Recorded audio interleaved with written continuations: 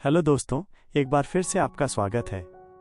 आज हम बात करने जा रहे हैं एक ऐसे रहस्यमयी झरने की जिसका पानी अगर कोई व्यक्ति पी ले तो मौत उसके करीब भी नहीं आती, क्योंकि वो इंसान अमर हो जाता है। लेकिन सवाल ये है, क्या कोई उस झरने तक पहुंच भी पाएगा? कहानी की शुरुआत होती है ल्यूक नाम के एक पुरातत्वविद से, जो एक बेहद कीमती पेंटिंग चुराकर भाग रहा है। लेकिन अब उस पेंटिंग के पीछे कई और ताकतवर लोग भी पड़ चुके हैं। ल्यूक के पास एक कासिम नाम के आदमी के कॉल लगातार आ रहे हैं, लेकिन वो हर बार उसे नजरअंदाज करता है और किसी तरह पीछा छुड़ाकर एक ट्रेन पकड़ लेता है। थक कर वो सीट पर बैठते ही गहरी नींद में चला जाता है। नींद में उसे एक सपना आता है। वो एक रहस्यमयी जगह पर है जहां उसने एक बेशकीमती मास्क चुराया है। तभी उसकी आंख खुलती है और सामने बैठी होती है एक लड़की एस्मी।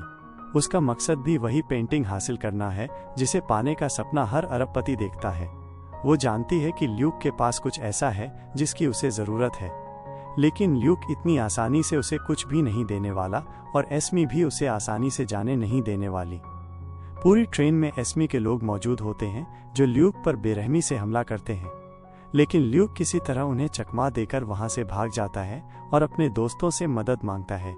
अब सीन बदलता है और हम पहुंचते हैं लंदन, जहां शॉर्लेट नाम की महिला अपने एक्स हस्बैंड से बेटी की कस्टडी को लेकर कानूनी लड़ाई लड़ रही है। उसे हर बार अपनी नौकरी छोड़कर इस लड़ाई में वक्त देना पड़ता है। एक दिन वो ब्रिटिश म्यूजियम जाती है अपने अधूरे प्रोजेक्ट को पूरा करने। तभी वहां उसका भाई ल्यूक आता है। उसे देखकर शॉर्लेट हैरान रह जाती है और पूछती है कि वो इतने दिन कहाँ था।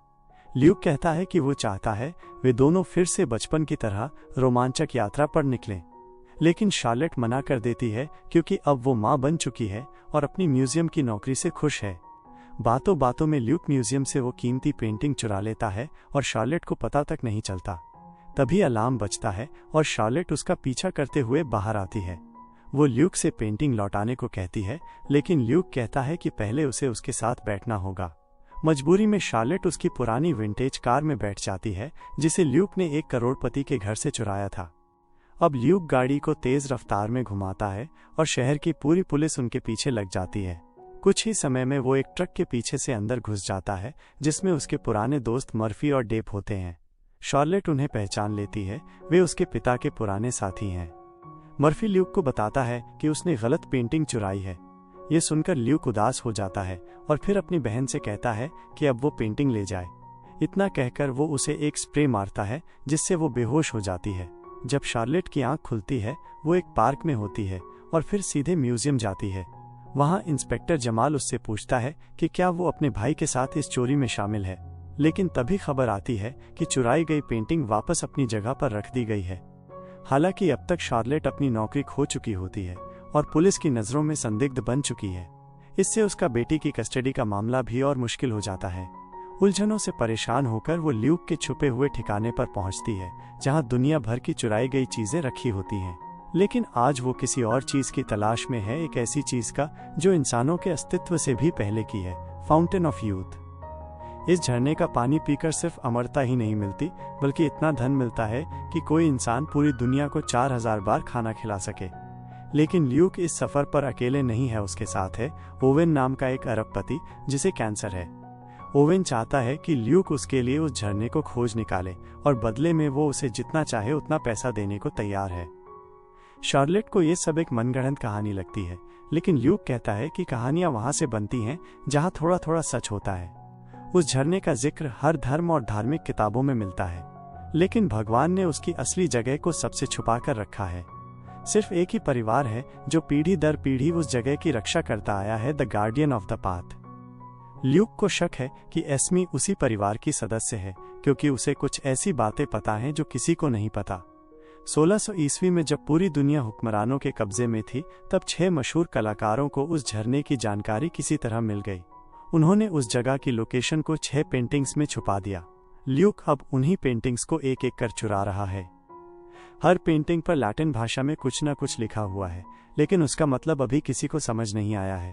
तभी शॉर्लेट बताती है कि ल्यूक ने असली रेमब्रांड पेंटिंग की जगह उसकी नकली कॉपी चुरा ली है। ओवेन उससे असली पेंटिंग का कोई सुराग देने को कहता है, लेकिन शॉर्लेट अब भी इसमें शामिल नहीं होना चाहती। ओवेन उसे एक ऑफर देता है, अगर वो उसकी मदद करेगी तो काम खत्म होने के बाद वो दुनिया के टॉप वकील को हायर करेगा ताकि शॉर्लेट को बेटी की कस्टडी मिल सके और उसकी पुरानी नौकरी भी। काफी सोचने के बाद शॉर्लेट उन्हें एक सुराग देती है, वेंडरबिल्ट परिवार के बारे में जानकारी इकट्ठा करो, वही तुम्हें खजाने की ओर ले जाएगा। शाम को ल्यूक एक कैफे में बैठा वेंडरबिल्ट परिवार की जानकारी पढ़ रहा होता है। तभी वहां एस्मी आती है और उसे धमकाती है, इस खोज से पीछे हट जाओ वरना मैं तुम्हारी पूरी टीम को खत्म कर दूंगी। लेकिन ल्यूक पर इस धमकी का कोई असर नहीं होता। इसके बाद ल्यूक अपने भांजे के म्यूजिक कॉन्सर्ट में पहुंचता है जहां शॉर्लेट भी मौजूद होती है। वो उसे बताता है कि अब उसे असली पेंटिंग की लोकेशन का पता चल चुका है और आखिरी बार वो कहाँ देखी गई थी।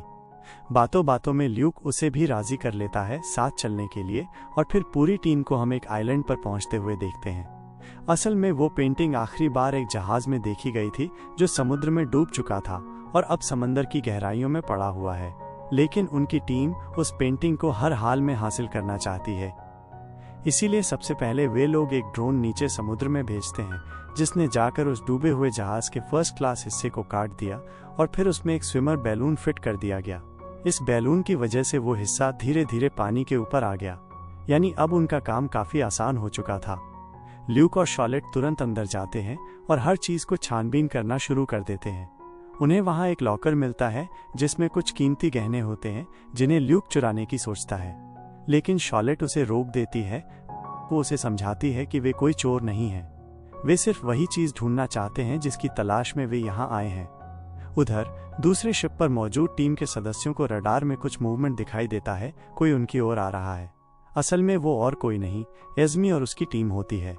अब उन्हें भी पता चल चुका है कि ल्यूक और उसकी टीम को उस लापता पेंटिंग का सुराग मिल गया है, पर हर बार एस्मी कैसे पहुंच जाती है समय से?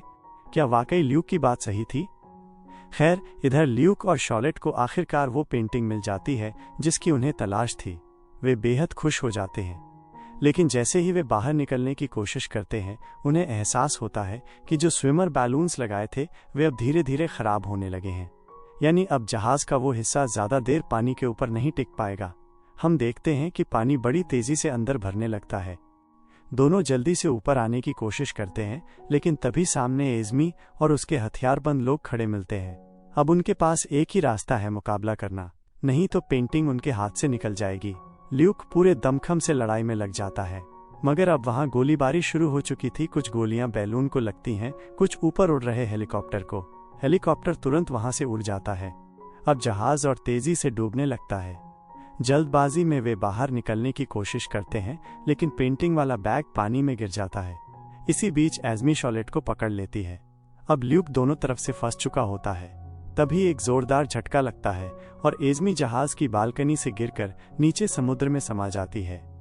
ल्यूक और शॉर्लेट तुरंत तैरकर बाहर निकलते हैं और उनकी टीम उन्हें बचा लेती है। लेकिन पेंटिंग का क्या हुआ, यह अब तक साफ नहीं होता। वापस आने पर शॉर्लेट को हेराल्ड, उसका एक्स हस्बैंड का फोन आता है, जो बताता है कि वो कुछ दिनों के लिए जापान जा रहा है। क्या वो उनके बेटे का ख्याल रख सकती है? शॉर्लेट समझ जाती है कि ये सब ओवन की साजिश है। अब वो दोबारा टीम में जुड़ जाती है और अब उनकी टीम को उन 6 शब्दों को जोड़ना है जो असल में एक बड़ा सुराग है। थोड़ी जांच के बाद उन्हें पता चलता है कि उन अक्षरों को मिलाकर जो शब्द बनता है वो है विक्ट। ये नाम एक दुर्लभ और गलत छपी हुई बाइबल से जुड़ा हुआ है जिसे 1600 के आसपास लिखा गया था। उस बाइबल में कुछ जानबूझकर गलत बातें दर्ज थीं और उनकी मान्यता है कि उसी में अमरता देने वाले झरने का जिक्र हो सकता है। वैसी बाकी बाइबल को तो नष्ट कर दिया गया है, लेकिन एक प्रति अब भी किसी सुरक्षित जगह पर रखी हुई है। तभी अचानक इंस्पेक्टर जमाल अपनी टीम के साथ पहुंच जाता है और सबको रंगे हाथ पकड़ लेता है।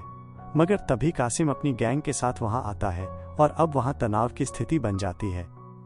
ल्यूक कासिम को एक डील ऑफर करता है। वो कहता है कि अगर उसकी टीम को छोड़ दिया जाए तो वो पूरी पेंटिंग उसे सौंप देगा। कासिम मान जाता है। ल्यूक बहाना बनाकर म्यूजिक तेज कर देता है और टेबल के नीचे छिप जाता है। तभी पुलिस अचानक अंदर घुस आती है और बदमाशों पर धावा बोल देती है। दोनों तरफ से गोलीबारी होती है। ल्यूक इस मौके का फायदा उठाकर अपनी टीम के साथ पिछले दरवाजे से निकल भागता है। पुलिस तो सारे गुंडों को मार गिराती है, लेकिन उन्हें वो पेंटिंग नहीं मिलती। हाँ, इतना जरूर होता है कि उन्हें उस विक्ट बाइबल का एक ठोस सुराग मिल जाता है। अगले सीन में हम ल्यूक को रेगिस्तान में देखते हैं। वो एक सोने के कलश में पानी पी रहा होता है। तभी उसके सामने शॉलेट और थॉमस खड़े होते हैं और देखते ही देखते दोनों बूढ़े होने लगते हैं।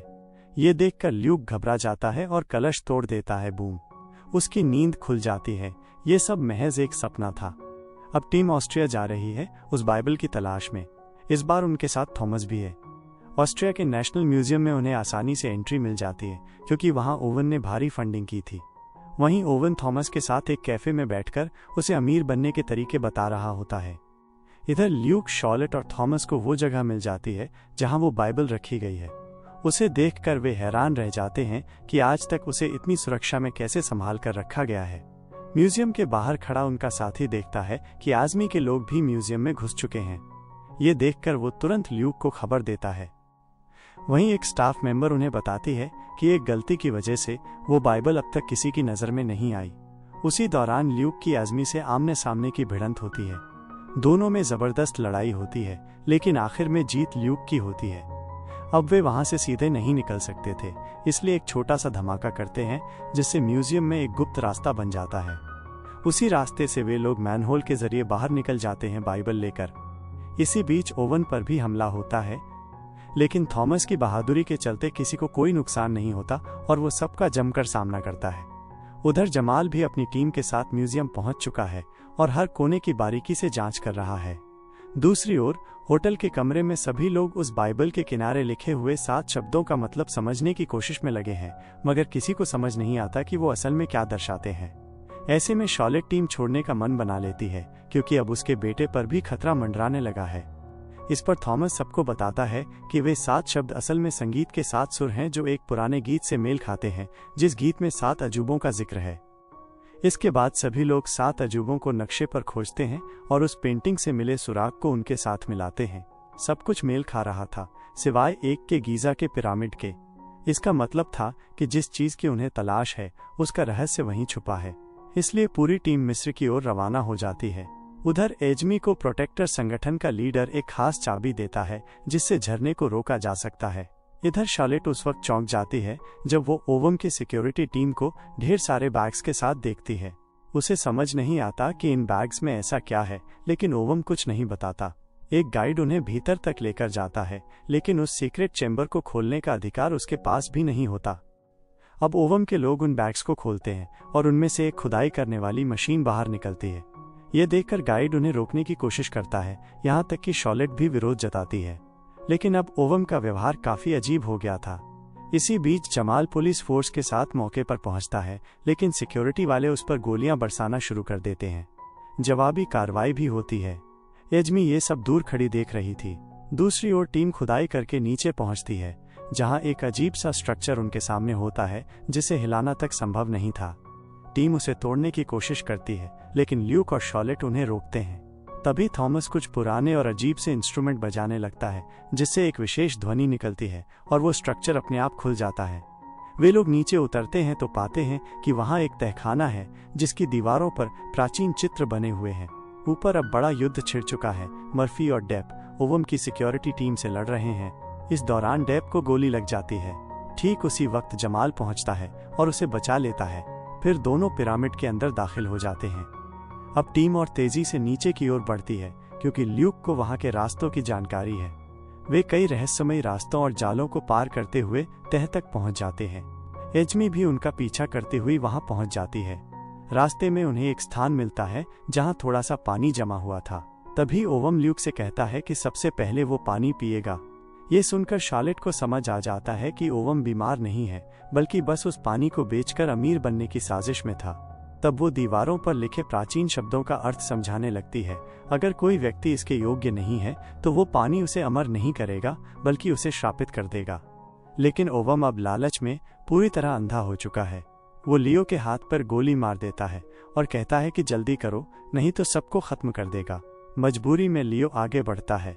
जैसे ही उसने पानी को हाथ में उठाया, वहां एक झरने जैसी आकृति बन जाती है और लियो के हाथ की चोट ठीक हो जाती है। लेकिन तभी वो देखता है कि थॉमस और शैलेट बूढ़े हो रहे हैं। असल में इस पानी का एक खतरनाक रहस्य है। अगर कोई इसे पीकर अमर होना चाहता है तो उसे अपने किसी करीबी की बलि देनी होती है। उसकी अमरता उसी के जीवन से संभव है। ये सुनकर ओवम घबरा जाता है, क्योंकि उसकी बहन और बेटा ही उसके सबसे करीबी हैं और वो नहीं चाहता कि वे मरे, इसलिए वो तुरंत पानी नीचे गिरा देता है। लेकिन अब तक ओवम को समझ आ गया था कि अमरता कैसे पाई जा सकती है। अब वो खुद पानी पीने का फैसला करता है। लेकिन जैसा हम जानते हैं, ओवम किसी से प्यार नहीं करता, उसे सिर्फ खुद से प्यार है। इसी वजह से उसकी अपनी ही जिंदगी खत्म होने लगती है। उसी वक्त एजमी वो चाबी लगाकर धीरे धीरे सभी रास्तों को बंद करने लगती है। अब सभी लोगों को जल्दी जल्दी बाहर निकलना होता है, वरना वे हमेशा के लिए अंदर ही फंस जाते। भागते हुए ओवम के सारे साथी गिर जाते हैं। ल्यूक भी फिसल जाता है, लेकिन अंतिम समय में एजमी उसे बचा लेती है और सबको सुरक्षित बाहर निकाल लाती है। वह ल्यूक की बहादुरी की सराहना करती है और एक किस देकर उसे अलविदा कहती है।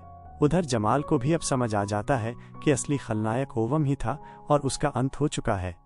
फिर दोनों भाई बहन अगली रोमांचक यात्रा की योजना बनाने लगते हैं। थॉमस एक नया सुझाव देता है और इसी के साथ ये कहानी यहीं समाप्त होती है। ये तो थी सिर्फ एक कहानी, लेकिन ऐसी कई और कहानियां इंतजार कर रही हैं आपको चौंकाने के लिए। सब्सक्राइब करें और तैयार रहिए, क्योंकि अगली बार कहानी और भी गहरी होगी।